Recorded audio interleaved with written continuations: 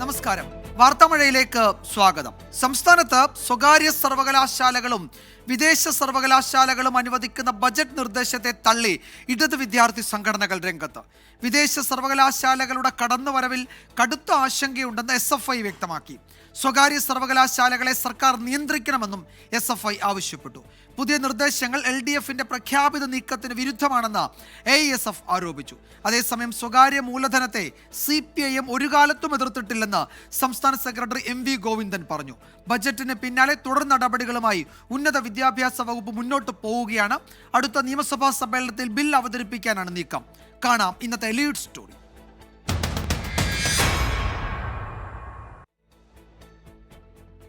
പുതിയ സ്വകാര്യ സർവകലാശാലകൾ അനുവദിക്കുന്നതിലൂടെ കേരളത്തെ ഉന്നത വിദ്യാഭ്യാസ ഹബ്ബാക്കി മാറ്റുകയാണ് സർക്കാർ ലക്ഷ്യം. ശക്തമായ നിയന്ത്രണത്തിലായിരിക്കും പ്രവർത്തനം. ചില സ്വകാര്യ സർവകലാശാലകൾ സർക്കാരുമായി ചർച്ച നടത്തി. പ്രത്യേക സ്ഥലം കണ്ടെത്താതെ മെച്ചപ്പെട്ട അടിസ്ഥാന സൗകര്യമുള്ള സ്ഥാപനങ്ങളായിരിക്കും സർവകലാശാല കേന്ദ്രങ്ങളായി മാറുക. സ്വകാര്യ വിദേശ സർവകലാശാലകളും നിക്ഷേപങ്ങളും കൊണ്ടുവരുന്നത് നയംമാറ്റമല്ലെന്ന് മന്ത്രി പറഞ്ഞു.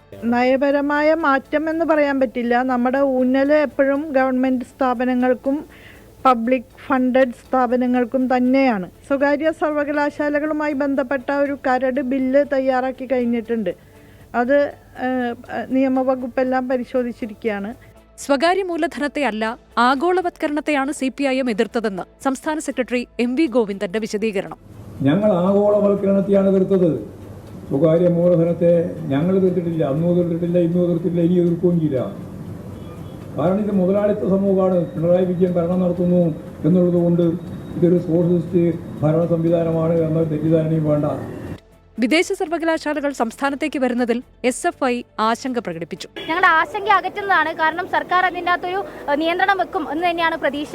അല്ലെങ്കിൽ ഞങ്ങൾക്ക് വലിയ ആശങ്കയുണ്ട്. സ്വകാര്യ സർവകലാശാല കടന്നു വരുന്നതുമായി ബന്ധപ്പെട്ട് വലിയ ആശങ്കയുണ്ട്. പക്ഷേ ഈ പറഞ്ഞതുപോലെ അത് നടപ്പിലാക്കുമ്പോൾ സർക്കാർ അതിൻ്റെ അകത്ത് കൃത്യമായിട്ടുള്ള ഒരു നിയന്ത്രണം നടപ്പിലാക്കണമെന്ന് ഞങ്ങൾ ആവശ്യപ്പെടും.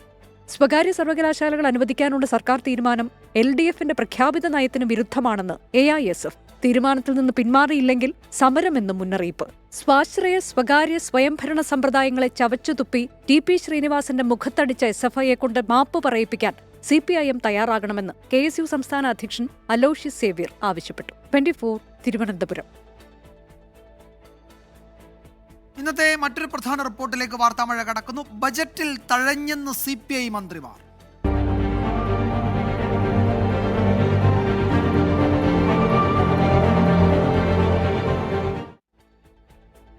സംസ്ഥാന ബജറ്റിൽ കടുത്ത അതൃപ്തിയുമായി CPI. പാർട്ടി കൈകാര്യം ചെയ്യുന്ന വകുപ്പുകളോട് അവഗണനയെന്നാണ് പരാതി. LDF യോഗത്തിൽ വിഷയം ഉന്നയിക്കാനാണ് CPIയുടെ തീരുമാനം. പ്രശ്നം മുഖ്യമന്ത്രിയുടെയും ധനമന്ത്രിയുടെയും ശ്രദ്ധയിൽ കൊണ്ടുവരുമെന്ന് മന്ത്രിമാരായ GR അനിലും J ചിഞ്ചുറാണിയും പ്രതികരിച്ചു. സാമ്പത്തിക പ്രതിസന്ധിയെ തുടർന്ന് വിൽപ്പന കുറഞ്ഞ ഔട്ട്ലെറ്റുകൾ അടച്ചുപൂട്ടാൻ സപ്ലൈകോ നടപടി തുടങ്ങി. ബജറ്റിൽ CPI മന്ത്രിമാരുടെ വകുപ്പുകൾക്ക് മതിയായ വിഹിതം അനുവദിക്കാത്തത് മുന്നണി മര്യാദകൾക്ക് നിരക്കാത്ത സമീപനമെന്നാണ് നേതാക്കളുടെ പരാതി. അടുത്ത LDF യോഗത്തിൽ CPI വിഷയം ഉന്നയിക്കും. മുന്നണിക്കകത്തും മന്ത്രിസഭയിലും വിഷയം സംസാരിക്കുമെന്നും ധനമന്ത്രിയുമായി ചർച്ച നടത്തുമെന്നും മന്ത്രി GR അനിൽ പറഞ്ഞു. ഓരോ വകുപ്പിൻ്റെയും പ്രവർത്തനങ്ങളെ സംബന്ധിച്ചും അതിൻ്റെ ആവശ്യങ്ങളെ സംബന്ധിച്ചും ബന്ധപ്പെട്ട മന്ത്രിമാർ തമ്മിലും ശ്രദ്ധയിൽപ്പെടുത്തുന്ന ഒരു രീതി നമുക്കുണ്ടല്ലോ. അത് അല്ലാതെ ഒരു പരസ്യ പ്രതികരണം അതിന് നല്ലതല്ലെന്ന്. എന്തായാലും മന്ത്രി എന്ന നിലയിൽ ഞാൻ അത്തരം വിഷയങ്ങൾ ധനകാര്യമന്ത്രിയുമായി ആവശ്യമായ ചർച്ച നടത്തും. ബജറ്റ് വിഹിതം വെട്ടിക്കുറച്ചതിൽ മുഖ്യമന്ത്രിയെയും ധനകാര്യമന്ത്രിയെയും നേരിൽ കണ്ട് പ്രതിഷേധം അറിയിക്കുമെന്ന് മന്ത്രി J ചിഞ്ചുറാണിയും പ്രതികരിച്ചു. ഏതായാലും ഞങ്ങൾ നേരിട്ട് ഫിനാൻസ് വകുപ്പ് മന്ത്രിയെയും മുഖ്യമന്ത്രിയോട് ഈ വിവരം പറയുന്നുണ്ട്. കാരണം ക്ഷീരമേഖലകളിൽ കുറച്ചധികം പാവപ്പെട്ട ക്ഷീര കർഷകരെ സഹായിക്കുന്ന തരത്തിലുള്ള സ്കീമുകളും പദ്ധതികളുമാണ് നമ്മൾ കൊണ്ടുവരുന്നത്. അപ്പോൾ അതിൽ കുറവ് വന്നാൽ പാലുൽപാദനത്തിൽ നമുക്ക് കുറവ് വരും. അതേസമയം കൃഷി വകുപ്പിന് അർഹിക്കുന്ന പരിഗണന ലഭിച്ചെന്ന് മന്ത്രി P പ്രസാദ്. CPI മന്ത്രിമാർ പരാതി നൽകിയതിനെ കുറിച്ച് അറിയില്ലെന്നും മന്ത്രി. വർധനവ് ചില മേഖലയെല്ലാം ഉണ്ടായിട്ടുണ്ട്. അപ്പോൾ അതുകൊണ്ട് കുട്ടനാടിന് അങ്ങ് തഴഞ്ഞു എന്ന് പറയുന്നത് ഒട്ടുമേ ശരിയല്ല. മന്ത്രി GR ഒരു കത്ത് അയച്ചതായിട്ട് അദ്ദേഹത്തോടല്ലേ ചോദിക്കുന്നത്. ബജറ്റിൽ പ്രതീക്ഷിച്ച വിഹിതം കിട്ടാത്തതിനെ തുടർന്ന് ഔട്ട്ലെറ്റുകൾ അടച്ചുപൂട്ടാനൊരുങ്ങിയാണ് സപ്ലൈകോ. വരുമാനവും വിൽപ്പനയും കുറവുള്ള ഔട്ട്ലെറ്റുകൾ കണ്ടെത്താൻ സപ്ലൈകോയ്ക്ക് ഭക്ഷ്യവകുപ്പ് നിർദ്ദേശം നൽകി. ഇത്തരം ഔട്ട്ലെറ്റുകൾ നടത്തിക്കൊണ്ടുപോകുന്നത് കനത്ത നഷ്ടമെന്നാണ് സപ്ലൈകോയുടെ നിലപാട്. സബ്സിഡി സാധനങ്ങൾ ഇല്ലാത്തതിനാൽ ജനങ്ങൾ ഔട്ട്ലെറ്റുകളിൽ എത്തുന്നില്ലെന്നും സപ്ലൈകോ സർക്കാരിനെ അറിയിച്ചു. 24 തിരുവനന്തപുരം. സംസ്ഥാന ബജറ്റിനെതിരെ സിനിമാ നിർമ്മാതാക്കളുടെ സംഘടനയായ Kerala film producers association cinema മേഖലയ്ക്ക് ഗുണകരമായ ഒരു പ്രഖ്യാപനവും ബജറ്റിലില്ലെന്നാണ് വിമർശനം.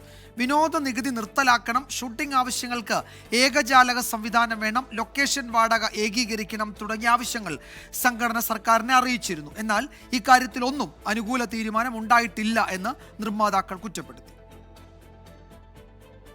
മറ്റൊരു പ്രധാന റിപ്പോർട്ടിലേക്ക്. ഡൽഹിയിൽ സമരമുഖം.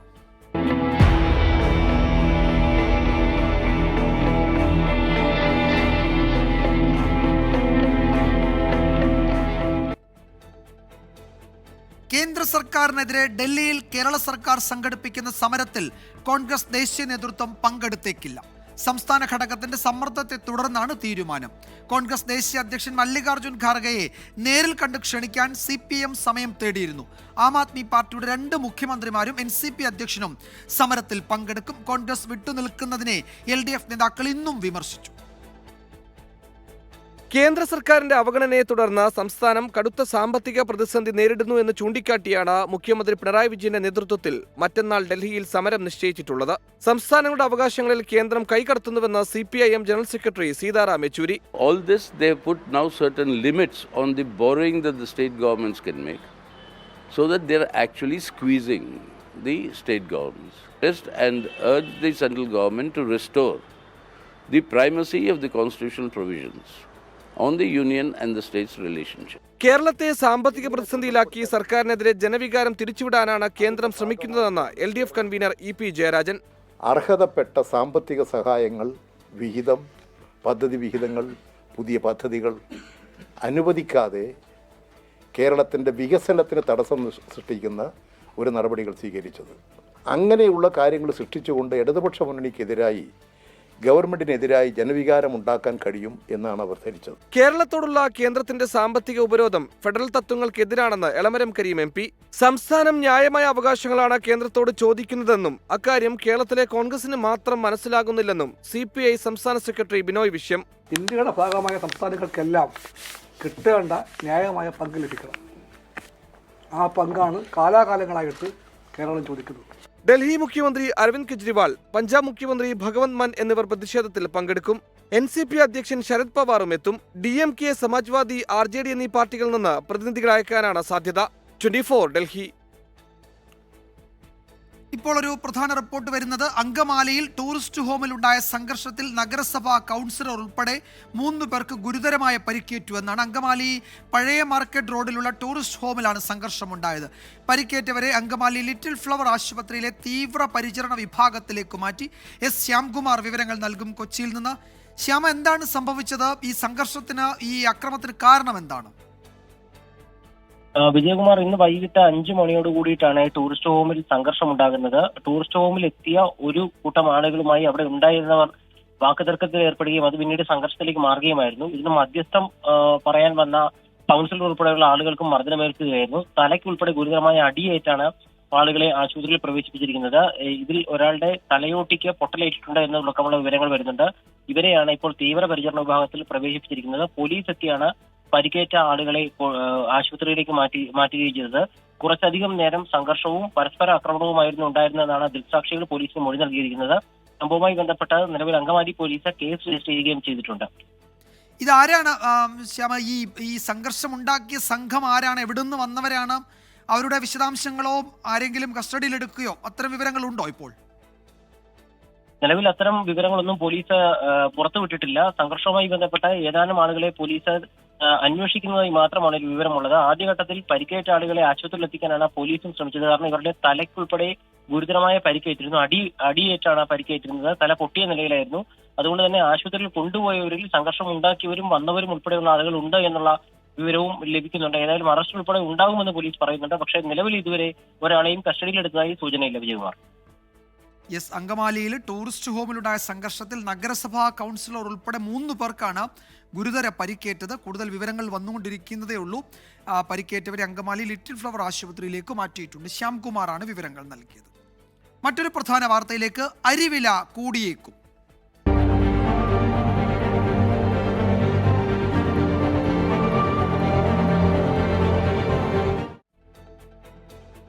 കേന്ദ്രം സഹായിച്ചില്ലെങ്കിൽ സംസ്ഥാനത്ത് അരിവില കൂടുമെന്ന് ഭക്ഷ്യമന്ത്രി GR അനിൽ.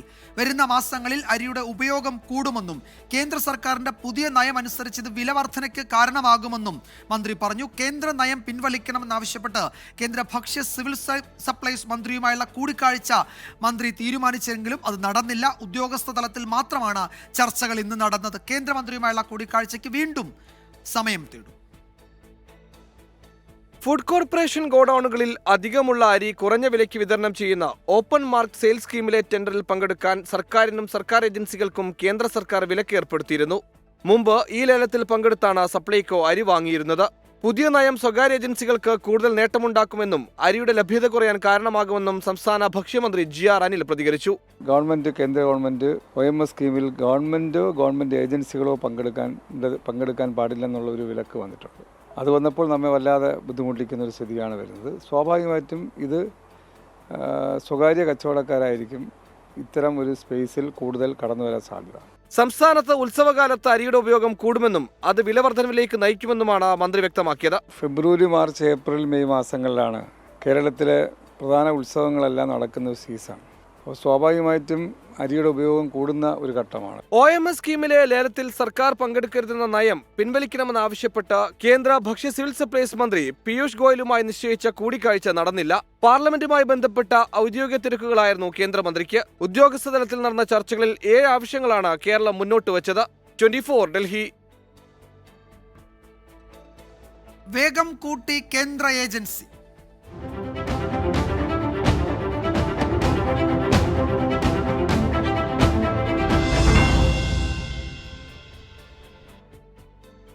മുഖ്യമന്ത്രിയുടെ മകൾ ഉൾപ്പെട്ട മാസപ്പടി കേസിൽ CMRL ആസ്ഥാനത്തും കമ്പനിയുടെ 30 വ്യവസായശാലയിലും ഇന്നും SFIO സംഘം പരിശോധന നടത്തി. ഇന്നലെ ശേഖരിച്ച രേഖകൾ പരിശോധിച്ച ശേഷമാണ് തുടർ നടപടി.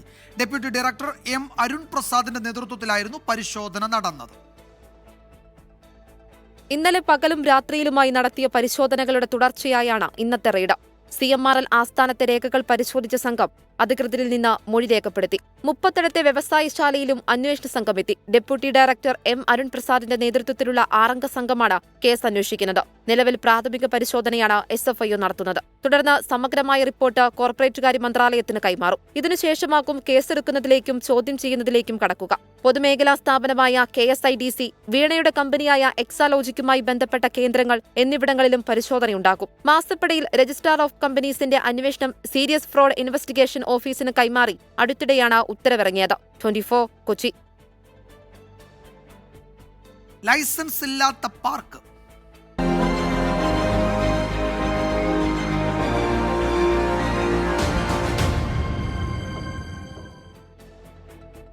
കോഴിക്കോട് കക്കാടംപൊയിലിൽ PV അൻവർ MLA ഉടമസ്ഥതയിലുള്ള പാർക്കിന് ലൈസൻസ് ഇല്ലെന്ന് സർക്കാർ. അപേക്ഷയിലെ പിഴവ് കാരണമാണ് ലൈസൻസ് അനുവദിക്കാത്തതെന്ന് സർക്കാർ ഹൈക്കോടതിയെ അറിയിച്ചു. ലൈസൻസ് ഇല്ലാത്ത പാർക്ക് എങ്ങനെയാണ് പ്രവർത്തിക്കുന്നതെന്ന് കോടതി തിരിച്ചു ചോദിച്ചു. ഇക്കാര്യത്തിൽ നാളെ വിശദീകരണം നൽകാനാണ് കോടതിയുടെ നിർദ്ദേശം. PV അൻവറിന്റെ ചിൽഡ്രൻസ് പാർക്ക് വിവാദത്തിൽ ഗൗരവതരമായ വെളിപ്പെടുത്തലാണ് ഹൈക്കോടതി മുൻപാകെ സർക്കാർ നടത്തിയത്. കോഴിക്കോട് കക്കാടംപൊയിലിലെ പാർക്കിന് ലൈസൻസ് ഇല്ലെന്നറിയിച്ച സർക്കാർ ലൈസൻസിനായി അപേക്ഷ നൽകിയിട്ടുണ്ടെന്നും അപേക്ഷയിലെ പിഴവ് കാരണം ലൈസൻസ് നൽകിയിട്ടില്ലെന്നും വ്യക്തമാക്കി. ആവശ്യപ്പെട്ട അനുബന്ധ രേഖകളും ഹാജരാക്കിയില്ലെന്നും സർക്കാർ അറിയിച്ചു.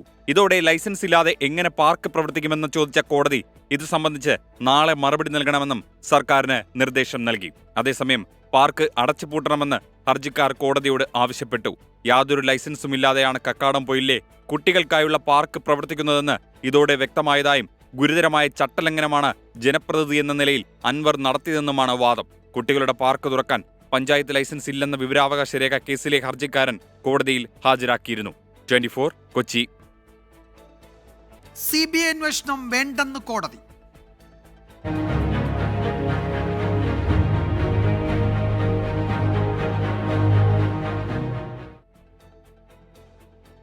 ഡോക്ടർ വന്ദനാദാസ് കൊലപാതക കേസിൽ CBI അന്വേഷണം തള്ളി ഹൈക്കോടതി. പോലീസിന് വീഴ്ച പറ്റിയെന്ന ആക്ഷേപം തള്ളിയ ഹൈക്കോടതി CBI അന്വേഷണം അപൂർവ സാഹചര്യത്തിൽ മാത്രമാണെന്നും വ്യക്തമാക്കി. ജാമ്യ ഹർജി തള്ളിയതിനെതിരെ പ്രതി സന്ദീപ് സുപ്രീം കോടതിയെ സമീപിക്കും. ഡോക്ടർ വന്ദനാദാസ് കൊലക്കേസിൽ പോലീസിന് വീഴ്ച പറ്റിയെന്ന ആക്ഷേപം തള്ളി ഹൈക്കോടതി. CBI അന്വേഷണം അപൂർവ സാഹചര്യങ്ങളിൽ മാത്രമെന്നും കോടതി വ്യക്തമാക്കി. പോലീസിനെ സംശയിക്കാൻ മതിയായ കാരണമില്ലെന്നും കോടതി നിരീക്ഷിച്ചു. കേസിൽ പ്രതി സന്ദീപിന്റെ ജാമ്യഹർജിയും കോടതി തള്ളി. കേസിന്റെ വിചാരണ വേഗത്തിൽ പൂർത്തിയാക്കേണ്ടതുണ്ടെന്നും ഈ ഘട്ടത്തിൽ ജാമ്യം നൽകാനാകില്ലെന്നും വ്യക്തമാക്കിയാണ് ഹൈക്കോടതി ജാമ്യാപേക്ഷ തള്ളിയത്. വന്ദനയുടെ പിതാവ് മോഹൻദാസ് നൽകിയ ഹർജിയിൽ ജസ്റ്റിസ് ബെച്ചു കുര്യൻ തോമസാണ് വിധി പറഞ്ഞത്. പോലീസ് നിലപാടിൽ സംശയമുണ്ട്. പ്രതി സന്ദീപിന് രക്ഷപ്പെടാൻ പോലീസ് പഴുതൊരുക്കിയെന്നും ഈ സാഹചര്യത്തിൽ CBI അന്വേഷണം വേണമെന്നുമായിരുന്നു വന്ദനയുടെ മാതാപിതാക്കൾ ആവശ്യപ്പെട്ടത്. ക്രൈംബ്രാഞ്ച് ശാസ്ത്രീയമായി അന്വേഷണം പൂർത്തിയാക്കി കുറ്റപത്രം നൽകിയ കേസിൽ CBI അന്വേഷണം ആവശ്യമില്ലെന്നായിരുന്നു സർക്കാരിന്റെ വാദം. മറ്റൊരു ഏജൻസിയുടെ അന്വേഷണം ആവശ്യമില്ലാത്ത കേസാണിതെന്നും CBI അന്വേഷിക്കേണ്ട സാഹചര്യമില്ലെന്നും CBIയും നിലപാട് വ്യക്തമാക്കിയിരുന്നു. 24 കൊച്ചി. തിരുവനന്തപുരത്തെ സ്മാർട്ട് സിറ്റി റോഡ് നിർമ്മാണ വിവാദത്തിൽ മന്ത്രി മുഹമ്മദ് റിയാസിനെതിരെ പാർട്ടിക്കുള്ളിൽ വിമർശനം. ജില്ലാ നേതാക്കളെ പ്രതിക്കൂട്ടിൽ നിർത്തിയ മന്ത്രിയുടെ നിലപാട് അപക്വമെന്നാണ് പാർട്ടി സംസ്ഥാന സെക്രട്ടേറിയറ്റിലെ വിമർശനം. കരാറുകാരെ തൊട്ടപ്പോൾ ചിലർക്ക് പൊള്ളി എന്നായിരുന്നു മന്ത്രി PA മുഹമ്മദ് റിയാസിന്റെ പരാമർശം. നഗരസഭയുടെ വികസന സെമിനാറിൽ മുൻ മന്ത്രിയും മുതിർന്ന നേതാവുമായ കടകംപള്ളി സുരേന്ദ്രന്റെ അഭിപ്രായ പ്രകടനവും മറുപടിയെന്നോണം പൊതുവേദിയിൽ മന്ത്രി മുഹമ്മദ് റിയാസിന്റെ പ്രസംഗവും വിവാദമായിരുന്നു. ജില്ലയിലെ CPM നേതാക്കൾക്ക് കരാറുകാരുമായി ദുരൂഹ ഇടപാടുണ്ടെന്ന ധ്വനിയുള്ള പ്രസംഗത്തിൽ ജില്ലാ നേതൃത്വത്തിന് അതൃപ്തിയുണ്ടായിരുന്നു. പരാമർശം നേതാക്കൾക്കെതിരെ തെറ്റായി വ്യാഖ്യാനിക്കപ്പെടാമെന്നാണ് സംസ്ഥാന സെക്രട്ടേറിയറ്റിൽ ഉയർന്ന വിമർശനം. സംസ്ഥാന സെക്രട്ടറി MV ഗോവിന്ദനടക്കം മുതിർന്ന നേതാക്കൾ അതൃപ്തി രേഖപ്പെടുത്തി. പ്രസംഗത്തിൽ ജാഗ്രത പുലർത്തണമെന്നായിരുന്നു പൊതുനിലപാട്.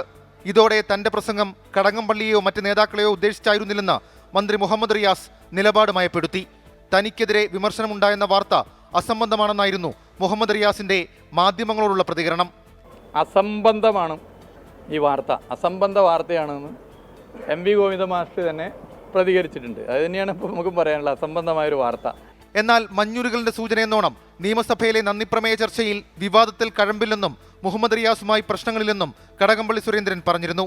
പിന്നാലെ മന്ത്രിക്കൊപ്പം നിൽക്കുന്ന ഫോട്ടോ ഫേസ്ബുക്കിൽ പോസ്റ്റും ചെയ്തു. 24 തിരുവനന്തപുരം.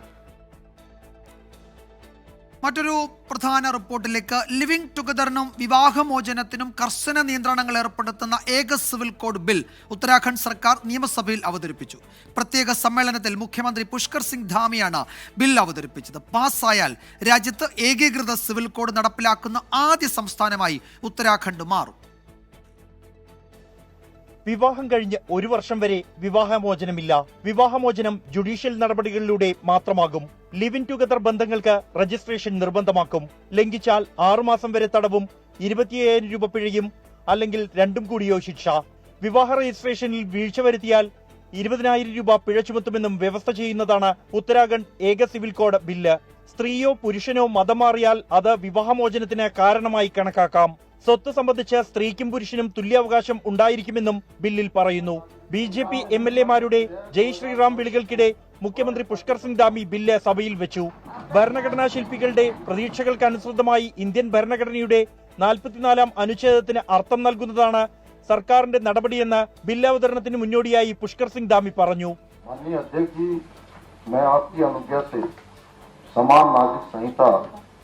उत्तराखंड विधेयक 2024 को प्रस्तावित करने हेतु सदन की अनुज्ञा चाहता हूं. പ്രത്യേക നിയമസഭാ സമ്മേളനം വിളിച്ചാണ് സർക്കാർ ഏകീകൃത സിവിൽ കോഡ് ബില്ല് അവതരിപ്പിച്ചത്. ലോക്സഭാ തെരഞ്ഞെടുപ്പ് കൂടി മുന്നിൽ കണ്ടാണ് തിടുക്കത്തിലുള്ള നീക്കം. 24 ഡൽഹി. മറ്റൊരു ദേശീയ വാർത്തയിലേക്ക്. ഇന്ത്യ സഖ്യത്തിൽ ഭിന്നത രൂക്ഷം. കോൺഗ്രസിനെതിരെ തൃണമൂൽ കോൺഗ്രസ് നേതാവും പശ്ചിമബംഗാൾ മുഖ്യമന്ത്രിയുമായ മമതാ ബാനർജി നിലപാട് കടുപ്പിച്ചു. സ്വന്തം നിലയ്ക്ക് പ്രാദേശിക പാർട്ടികളുടെ കൂട്ടായ്മയുണ്ടാക്കാൻ നീക്കം തുടങ്ങിയെന്നാണ് സൂചന. മമതാ ബാനർജി ഇന്ത്യ സഖ്യത്തിലെ പ്രധാനിയാണെന്ന് രാഹുൽ ഗാന്ധി പ്രതികരിച്ചു. പഴയ ലക്ഷ്യത്തിനായി പുതിയ സാഹചര്യം മമതാ ബാനർജി ഉപയോഗിക്കുകയാണ്. തൃണമൂൽ നേതൃത്വത്തിൽ രാജ്യത്തെ പ്രാദേശിക പാർട്ടികളുടെ കൂട്ടായ്മയാണ് ലക്ഷ്യം. ഇന്ത്യ സഖ്യത്തിന്റെ പ്രധാനമന്ത്രി സ്ഥാനാർത്ഥിയായി ഖാർഗെയെ നിർദ്ദേശിച്ച മമതാ ബാനർജി ഇപ്പോൾ കോൺഗ്രസ് നേതൃത്വം പോലും അംഗീകരിക്കേണ്ടതില്ലെന്ന നിലപാടിലാണ്. ഇന്ന് മാറ്റിവെച്ചെങ്കിലും അടുത്ത ദിവസം ഡൽഹിയിലെത്തുന്ന മമതാ ബാനർജി മറ്റ് പ്രാദേശിക പാർട്ടികളുമായി ആശയവിനിമയം നടത്തും. അതേസമയം മമതാ ബാനർജി നടത്തുന്നത് ഇന്ത്യ സഖ്യത്തിനുപരിയായ രാഷ്ട്രീയ നീക്കമല്ലെന്ന് കോൺഗ്രസ് നേതാവ് രാഹുൽ ഗാന്ധി വിശദീകരിച്ചു. If you look at Mamataji's statements, Mamataji is very much part of the India alliance. and most of the other members who were part of the India Alliance are still members of the India Alliance. Of course, Mr. Nitish Kumar has left the India Alliance and he's gone to the BJP. You can guess as to what the reasons are for him leaving. India മുന്നണിയുടെ വിശാല യോഗം അടുത്ത മാസം ഡൽഹിയിൽ ചേരാനാണ് തീരുമാനിച്ചിരിക്കുന്നത്. ഈ യോഗം ഇപ്പോഴത്തെ സാഹചര്യത്തിൽ നിർണായകമാകും. ആർ രാധാകൃഷ്ണൻ, 24, ഡൽഹി. അല്പം മുമ്പ് വന്ന മറ്റൊരു പ്രധാന റിപ്പോർട്ടിലേക്ക്. NCP അവകാശ തർക്കത്തിൽ പാർട്ടിയുടെ സ്ഥാപക നേതാവായ ശരത് പവാറിന് തിരിച്ചടി. പാർട്ടിയുടെ പേരും ചിഹ്നവും ശരത് പവാറിന് നഷ്ടമാകും. അജിത് പവാർ വിഭാഗമാണ് യഥാർത്ഥ NCP എന്നാണ് തെരഞ്ഞെടുപ്പ് കമ്മീഷന്റെ തീർപ്പ്. 6 മാസത്തിനിടെ 10 സിറ്റിംഗുകൾ നടത്തി ഇരുവിഭാഗത്തിന്റെയും വാദങ്ങൾ കേട്ട ശേഷമാണ് കമ്മീഷന്റെ ഈ തീരുമാനം. രാജ്യസഭാ തെരഞ്ഞെടുപ്പ് നടക്കാനിരിക്കെ ശരത് പവാർ വിഭാഗത്തോട് പുതിയ പേര് തെരഞ്ഞെടുക്കാൻ കമ്മീഷൻ നിർദ്ദേശിച്ചു. നാളെ വൈകിട്ട് 3-നകം പേരും ചിഹ്നവും നിർദ്ദേശിക്കാനാണ് കമ്മീഷൻ ആവശ്യപ്പെട്ടിരിക്കുന്നത്. അജിത് പവാറിന്റെ നേതൃത്വത്തിൽ പാർട്ടി പിളർത്തിയതിന് പിന്നാലെ ഇരുവിഭാഗവും തെരഞ്ഞെടുപ്പ് കമ്മീഷനെ സമീപിക്കുകയായിരുന്നു.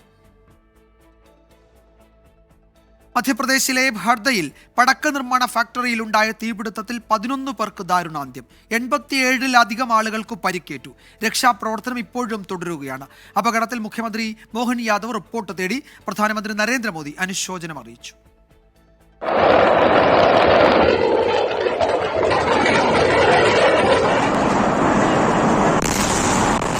ഇന്ന് രാവിലെയാണ് മധ്യപ്രദേശിലെ ഹർദയിലെ പടക്ക ഫാക്ടറിയിൽ വൻ തീപിടുത്തമുണ്ടായത്. പൊട്ടിത്തെറി ഏറെ നേരം നീണ്ടുനിന്നു. സ്ഫോടനത്തിന്റെ തീവ്രതയെ തുടർന്ന് കിലോമീറ്ററുകളോളം ദൂരെ പ്രകമ്പനം അനുഭവപ്പെട്ടു. ഏറെ നേരം കഴിഞ്ഞാണ് രക്ഷാപ്രവർത്തനം ആരംഭിച്ചത്. 60ഓളം വീടുകളും നിരവധി വാഹനങ്ങളും തകർന്നു. പ്രദേശത്തെ 100ഓളം വീടുകളിൽ നിന്ന് താമസക്കാരെ ഒഴിപ്പിച്ചു. സംസ്ഥാന ദുരന്ത നിവാരണ സേനയുടെ നേതൃത്വത്തിൽ രക്ഷാപ്രവർത്തനം തുടരുന്നു.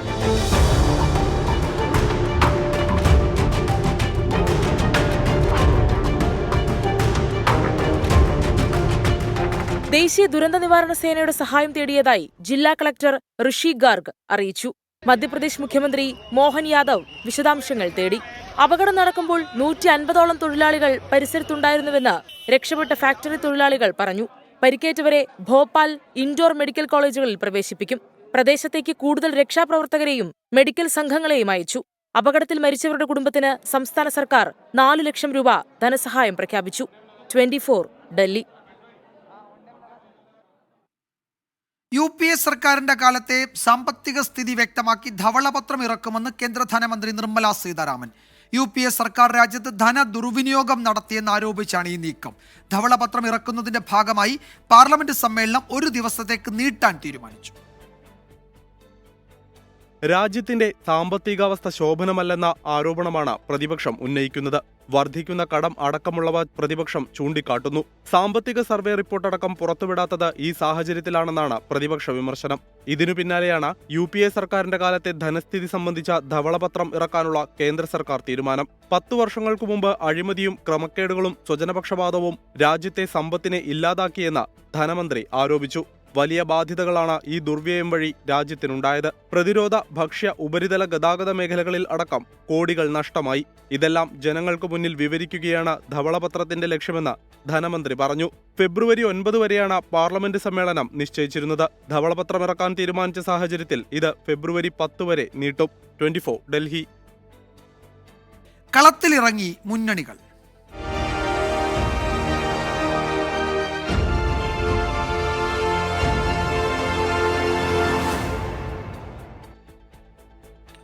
സ്ഥാനാർത്ഥി പ്രഖ്യാപനത്തിന് മുമ്പേ ലോക്സഭാ തെരഞ്ഞെടുപ്പ് പ്രചാരണം ഊർജിതമാക്കി BJP. തൃശൂരിൽ സുരേഷ് ഗോപി പങ്കെടുക്കുന്ന ബൂത്ത് തല യോഗങ്ങൾക്ക് തുടക്കമായി. ലോക്സഭാ തെരഞ്ഞെടുപ്പിനുള്ള ഔദ്യോഗിക സ്ഥാനാർത്ഥി പ്രഖ്യാപനം വരുന്നതിന് മുൻപാണ് തൃശൂരിൽ സുരേഷ് ഗോപിയുടെ പ്രചാരണം. ഒല്ലൂർ, പുതുക്കാട്, ഇരിങ്ങാലക്കുട, നാട്ടിക നിയോജക മണ്ഡലങ്ങളിൽ സ്ഥാനാർത്ഥി പര്യടനം തുടങ്ങി. ബൂത്ത് തല യോഗങ്ങൾ, ഭവന സന്ദർശനം തുടങ്ങിയവയാണ് അജണ്ടയിൽ. പ്രചാരണ രംഗത്ത് കാലേകൂട്ടി ഇറങ്ങി മേൽക്കൈ നേടാനാണ് സുരേഷ് ഗോപിയും BJPയും ലക്ഷ്യമിടുന്നത്. തെരഞ്ഞെടുപ്പിൽ തൃശൂർ മാത്രമല്ല കേരളത്തിലെ പല മണ്ഡലങ്ങളും BJPക്കൊപ്പം വരുമെന്ന് സുരേഷ് ഗോപി. തൃശൂർ എന്നല്ല, ഇന്ത്യയിൽ എത്രത്തോളം സാധ്യതയുണ്ട്, അതിന്റെ ഭാഗമായിട്ട് കേരളത്തിൽ നിന്ന് എത്ര മണ്ഡലങ്ങൾ വരും, അതിനെക്കുറിച്ച് മാത്രമേ ഞങ്ങൾ നോക്കുന്നുള്ളൂ. ഇതിനിടെ പത്തനംതിട്ടയിൽ BJP സ്ഥാനാർത്ഥിയായി മത്സരിക്കുമെന്ന സൂചന നൽകി PC ജോർജ് രംഗത്തെത്തി. മത്സരിച്ചാൽ ജയം ഉറപ്പെന്നും തോമസ് ഐസക് 3ാം സ്ഥാനത്തേക്ക് പോകുമെന്നും PC ജോർജ്. ആ പാർട്ടി എന്താ നിൽക്കാൻ പറഞ്ഞാൽ നിൽക്കുക എന്നുള്ളതല്ലാതെ വേറെ ചിന്തയൊന്നുമില്ല. നിൽക്കണ്ടെന്ന് പറഞ്ഞാൽ നിൽക്കില്ല, അതാണ്. ജയിക്കുന്നുള്ള ആർക്കാ തർക്കമൊന്നും. തോമസ് ഐസക്കിൻ്റെ പേര് കേട്ടാൽ പോകേണ്ട കാര്യമില്ല. കാരണം തോമസ് ഐസക് എന്ന് പറഞ്ഞാൽ കമ്മ്യൂണിസ്റ്റിന് എത്ര വോട്ട് കിട്ടും? ഒരു വോട്ട് കൂടുതലുണ്ടാവില്ല. അതേസമയം ആറ്റിങ്ങലിൽ V മുരളീധരൻ, പാലക്കാട് C കൃഷ്ണകുമാർ തുടങ്ങിയവരുടെ കാര്യത്തിലും തീരുമാനമായിട്ടുണ്ട്. ആലപ്പുഴ, തിരുവനന്തപുരം, കാസർഗോഡ് തുടങ്ങിയ മണ്ഡലങ്ങളിലും ശക്തരായ സ്ഥാനാർത്ഥികളെത്തും. S ശ്രീകാന്ത്, 24, കൊച്ചി. ലോക്സഭാ തെരഞ്ഞെടുപ്പിൽ LDFൽ സീറ്റു ധാരണയായി. 15 സീറ്റിൽ CPIM-ഉം 4 സീറ്റിൽ CPI-യും 1 സീറ്റിൽ കേരള കോൺഗ്രസ് എമ്മും മത്സരിക്കും. കോട്ടയത്തിനു പുറമെ രണ്ടാമതൊരു സീറ്റ് കൂടി വേണമെന്ന കേരള കോൺഗ്രസ് എമ്മിന്റെ ആവശ്യം CPIM തള്ളി. 16 സീറ്റിൽ CPIM-ഉം 4 സീറ്റിൽ CPI-യും മത്സരിക്കുന്നതായിരുന്നു കഴിഞ്ഞ തിരഞ്ഞെടുപ്പ് വരെയുള്ള ഇടതുമുന്നണിയിലെ രീതി. എന്നാൽ കേരള കോൺഗ്രസ് എം മുന്നണിയിലേക്ക് വന്നതോടെ കോട്ടയം സീറ്റ് അവർക്ക് തന്നെ നൽകേണ്ടി വന്നു. 15 സീറ്റിൽ CPIM-ഉം 4 സീറ്റിൽ CPI-യും 1 സീറ്റിൽ കേരള കോൺഗ്രസ് എമ്മും മത്സരിക്കും. കോട്ടയത്തിന് പുറമെ പത്തനംതിട്ട സീറ്റ് ആവശ്യപ്പെട്ടെങ്കിലും 2 സീറ്റ് നൽകാനാവില്ലെന്ന CPM തീരുമാനത്തിന് കേരള കോൺഗ്രസ് എം വഴങ്ങുകയായിരുന്നു. ശനിയാഴ്ച ചേരുന്ന ഇടതുമുന്നണി യോഗത്തിനു ശേഷം ഔദ്യോഗിക പ്രഖ്യാപനമുണ്ടാകും. 10, 11 തീയതികളിൽ CPI-യുടെയും 11, 12 തീയതികളിൽ CPIM-ന്റെയും സംസ്ഥാന നേതൃയോഗങ്ങൾ ചേരുന്നുണ്ട്. സ്ഥാനാർത്ഥി നിർണയം സംബന്ധിച്ച അന്തിമ തീരുമാനം നേതൃയോഗങ്ങളിലുണ്ടാകും. 24 തിരുവനന്തപുരം. മുസ്ലിം ലീഗിന്റെ 3ാം സീറ്റ് ആവശ്യം പരിഗണിക്കേണ്ടെന്നുറപ്പിച്ചു കോൺഗ്രസ് തീരുമാനത്തിന് തൽക്കാലം വഴങ്ങേണ്ട എന്നാണ് ലീഗിന്റെ നിലപാട്. 2 സീറ്റ് മാത്രമാണ് ലഭിക്കുന്നതെങ്കിൽ പകരം ഉപാധികൾ ഉന്നയിക്കാനും ലീഗ് തീരുമാനിച്ചു. ലോക്സഭയിലേക്ക് പരമാവധി കോൺഗ്രസ് എംപിമാരെ എത്തിക്കാനാണ് പാർട്ടി തീരുമാനം. രാജ്യത്ത് തന്നെ ഏറ്റവും സുരക്ഷിതമായി കോൺഗ്രസിന് ജയിക്കാൻ കഴിയുന്ന സംസ്ഥാനം കേരളമാണെന്നും ഹൈക്കമാൻഡ് വിലയിരുത്തുന്നു. ഈ പശ്ചാത്തലത്തിൽ ഘടകകക്ഷികളുടെ വിലപേശലിന് വഴങ്ങേണ്ടെന്നാണ് തീരുമാനം. ഇക്കാര്യം മുസ്ലിം ലീഗ് നേതൃത്വത്തെ കോൺഗ്രസ് അറിയിക്കും. മുസ്ലിം ലീഗിന് 3ാം സീറ്റിന് അർഹതയുണ്ടെങ്കിലും തൽക്കാലം അനുവദിക്കാൻ നിവൃത്തിയില്ല എന്ന വാദമാണ് അറിയിക്കുക. എന്നാൽ ഈ വാദം എളുപ്പത്തിൽ അംഗീകരിക്കേണ്ട എന്നാണ് മുസ്ലിം ലീഗിന്റെയും നിലപാട്. 3ാം സീറ്റിനായി കൂടുതൽ സമ്മർദ്ദം ചെലുത്തും. കോർ കമ്മിറ്റി കൂടി വിശദമായി ചർച്ച ചെയ്യും. സമ്മർദ്ദത്തിന് വഴങ്ങുന്നില്ലെങ്കിൽ മറ്റു ചില ഉപാധികൾ കോൺഗ്രസിന് മുൻപിൽ വയ്ക്കാനും ലീഗ് നേതൃത്വം ആലോചിക്കുന്നുണ്ട്. ഒഴിവ് വരുന്ന രാജ്യസഭാ സീറ്റിലും അടുത്ത നിയമസഭാ തെരഞ്ഞെടുപ്പിൽ കൂടുതൽ സീറ്റുകളിലും പരിഗണിക്കണമെന്ന ആവശ്യം അറിയിക്കും. ഇത് അംഗീകരിച്ചില്ലെങ്കിൽ ചർച്ചകൾ നീണ്ടുപോകും. കോൺഗ്രസുമായി വീണ്ടും ഉഭയകക്ഷി ചർച്ച വേണമെന്നാണ് മുസ്ലിം ലീഗിന്റെ ആവശ്യം. എന്നാൽ 14-ന് ചേരുന്ന UDF ഏകോപന സമിതി യോഗം മാത്രമാണ് സ്ഥാനാർത്ഥി നിർണയത്തിന് മുൻപ് ബാക്കിയുള്ളത് എന്നാണ് കോൺഗ്രസ് നേതൃത്വം വ്യക്തമാക്കുന്നത്. 14-ന് തന്നെ സീറ്റ് വിഭജനം പൂർത്തിയാക്കി സ്ഥാനാർത്ഥി നിർണയത്തിലേക്ക് കടക്കാനാണ് UDF തീരുമാനം. കേരള കോൺഗ്രസ്, ജോസഫ്, RSP എന്നീ ഘടകകക്ഷികളോട് കോട്ടയം, കൊല്ലം മണ്ഡലങ്ങളിൽ പ്രചരണ പരിപാടികൾ ആരംഭിക്കാനും നേതൃത്വം നിർദ്ദേശം നൽകിയിട്ടുണ്ട്. 24 തിരുവനന്തപുരം. റിപ്പോർട്ടോടെ വാർത്താമഴ അവസാനിക്കുന്നു. നാളെ വീണ്ടും കാണാം. Good night.